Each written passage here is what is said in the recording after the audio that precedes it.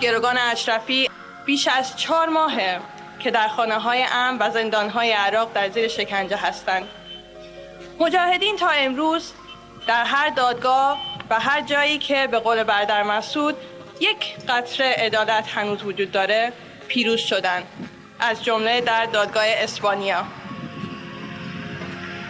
اما اون چه که هیچگاه از خاطر مجاهدین و تاریخ و خلق قهرمان ایران پاک نمیشه اینه که هر پیکر شهید و هر روز که از گروگانگیری و از شکنجه گروگان‌ها می‌گذرد یک برگ خیانت در پرونده تمام کسانیه که مشخصاً قول حفاظت و امنیت به ما دادن.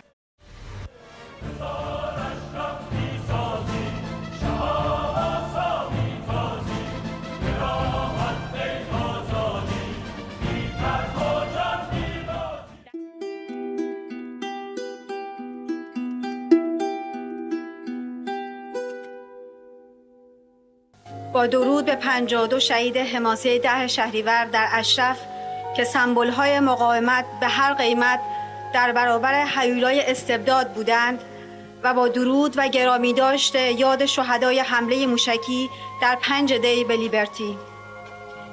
دایی من علیرضا خوشنویس از شهدای قهرمان کهکشان اشرف است. جنگیدن، شهادت و فدا برای آزادی رسمی است که از ابتدا سازمان مجاهدین آن را در عمل اثبات کرده.